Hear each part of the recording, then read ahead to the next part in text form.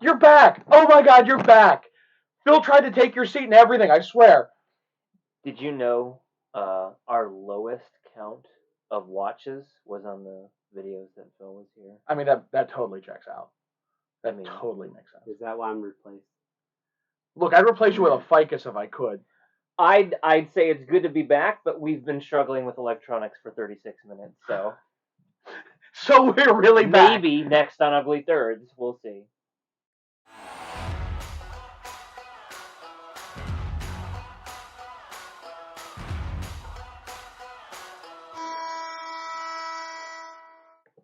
Welcome back, sports fans, to another episode of Ugly Thirds. Today's topic will be the 2016 Stadium Series. What's in the game?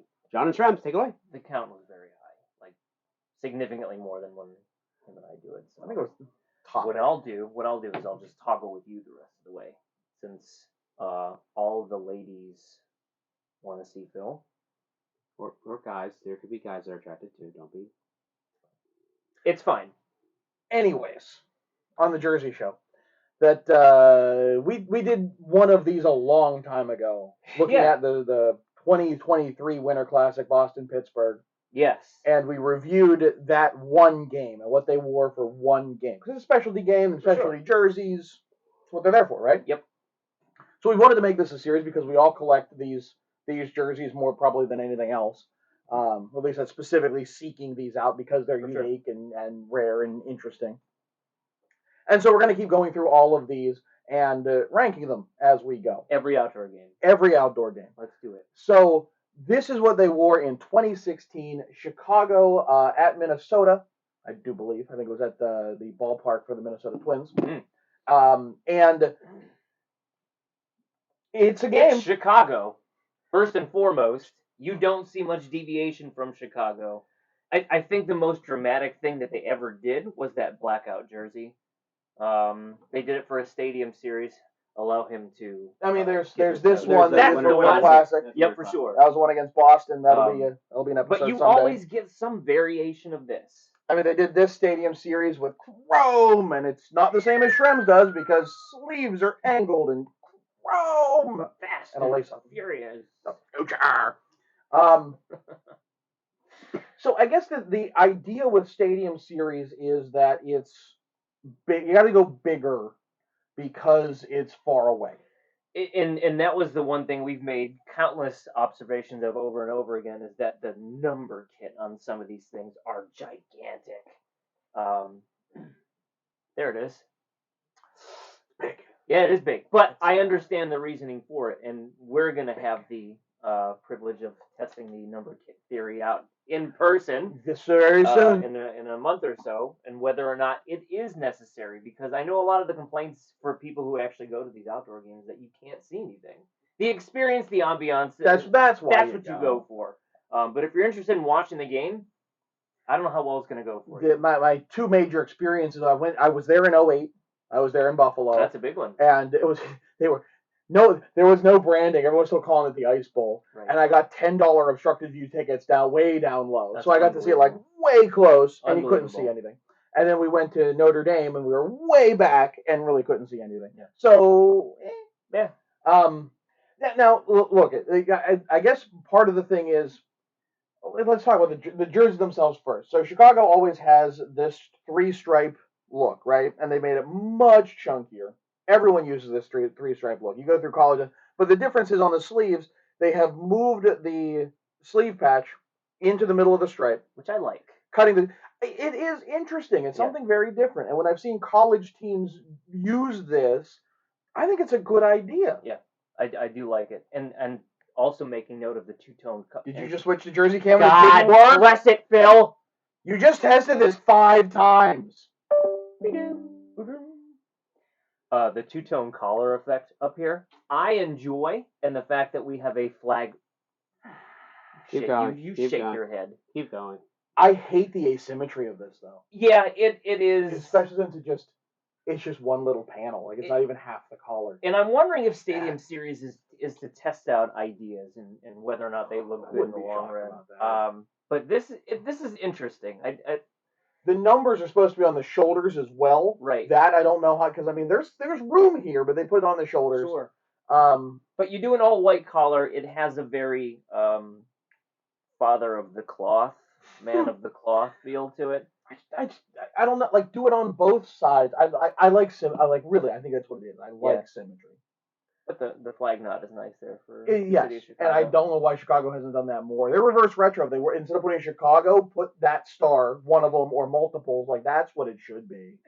They could do like a baby blue one. The concepts are out there. They're great. Yep.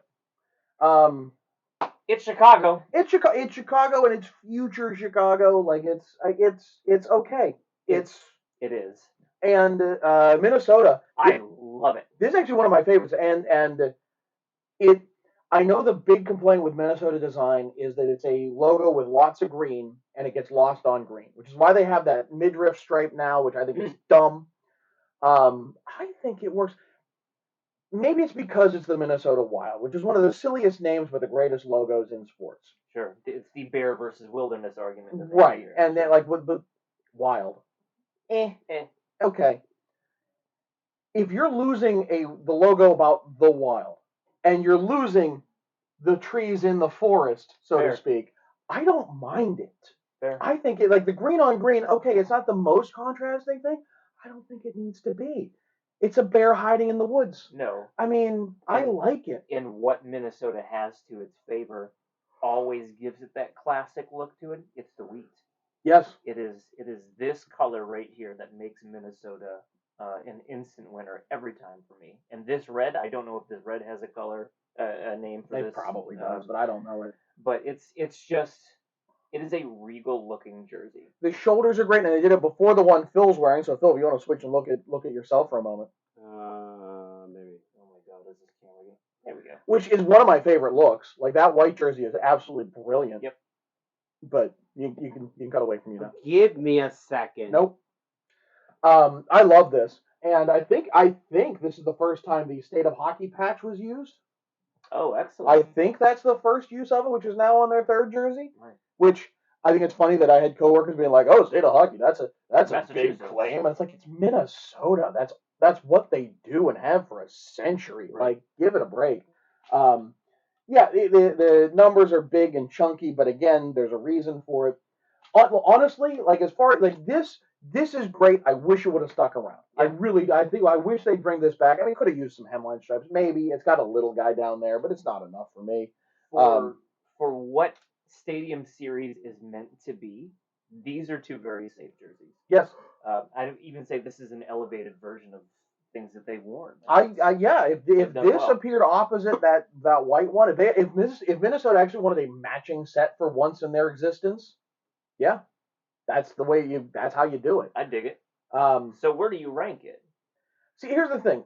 I have seen both of these jerseys used in other contexts. Like this has been used. There's a number of colleges that have used this. If you look for blank jerseys, you can get this pattern in every color you can think of. Okay. I imagine like men's league, it's a super easy look. It works for everything. For sure. So as far as Stadium Series goes, I think this is one of the best. Yeah. So I think this elevates it. It's Chicago. It's Chicago. Fine. This elevates it significantly. I'm okay with never seeing this one again. I'd love to see this one 100%. again. So it's not amazing. And here we have our high-tech ranking system. I'm a Top Gear fan, can you tell?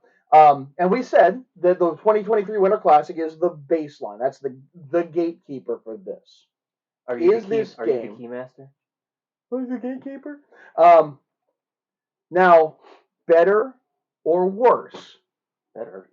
I'm going to agree with you on that. By far better. And as we go through this, I'm going to venture a guess. I'm going to make a bold prediction. This continues to rise as we fill out this board a little bit more. Yeah, we're going to fill out this board with all of our outdoor games as we look at them. So this will be an evolving process, and I'm looking forward to this venture, quite frankly. All right.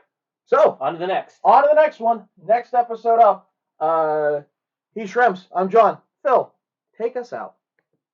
Don't forget to hit that like and subscribe button. Ring the bell so you can get notifications when new videos come out, and come back to another episode of Ugly Thirds.